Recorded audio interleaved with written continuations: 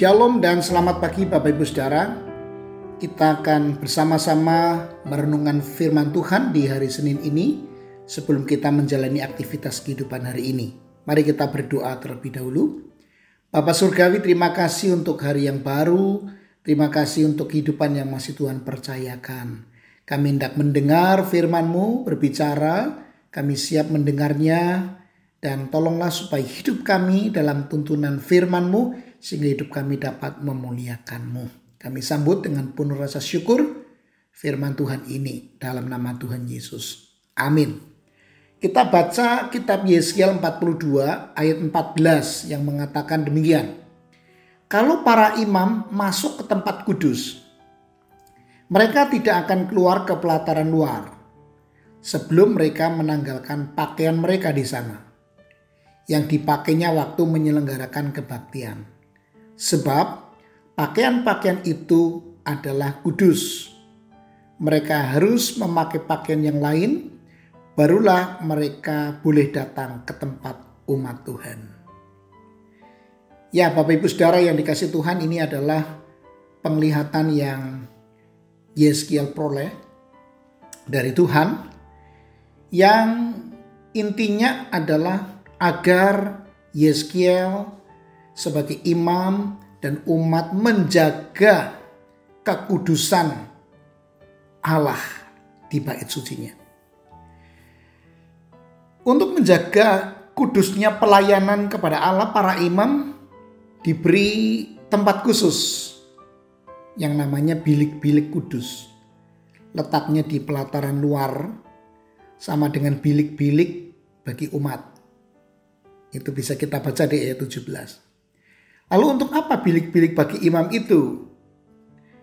Dijelaskan di ayat 13 dan 14, yakni sebagai tempat untuk memakan persembahan Maha Kudus dan untuk menaruh berbagai kurban persembahan. Di balik bilik ini pula pakaian keimaman harus ditanggalkan sebelum seorang imam keluar menuju pelataran tempat umat. Seperti yang kita baca tadi di ayat 14. Pengaturan ini untuk mengingatkan para imam agar memelihara kesucian wilayah kudus dari bait suci bersama-sama dengan umat.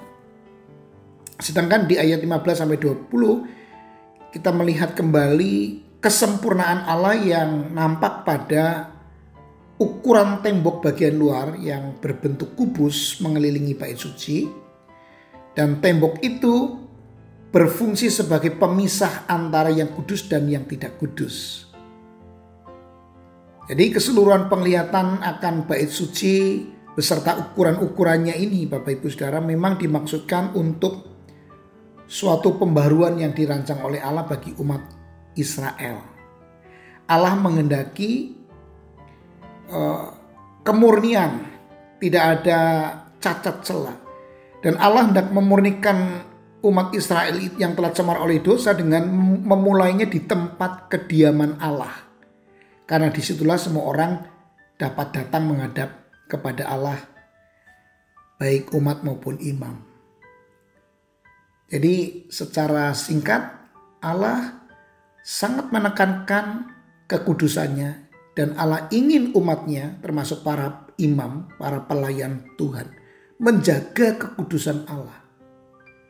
Tidak boleh main-main di dalam menjalani sebuah pelayanan kepada Allah.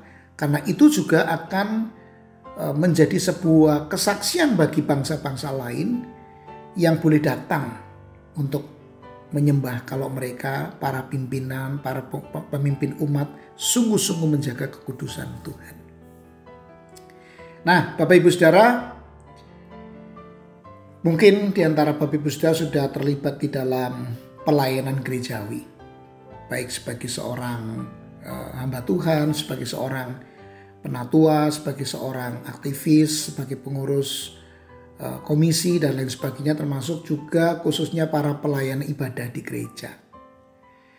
Apapun yang menjadi tugas yang dipercayakan kepada kita, kita mesti jalankan tugas pelayanan kita dengan sebaik-baiknya.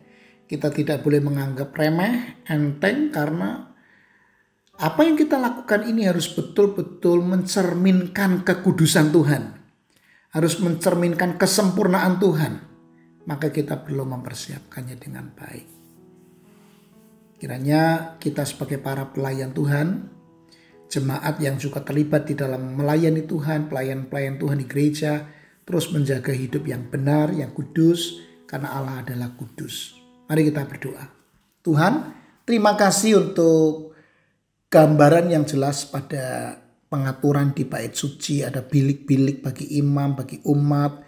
Kemudian ada tembok yang tinggi sebagai pemisah yang kudus dan tidak kudus. Semua mengingatkan pentingnya kekudusan. Biarlah kami sebagai pelayan-pelayan Tuhan, tapi juga jemaat secara umum, kami menjaga kekudusan hidup supaya kami berkenan di hadapan Tuhan.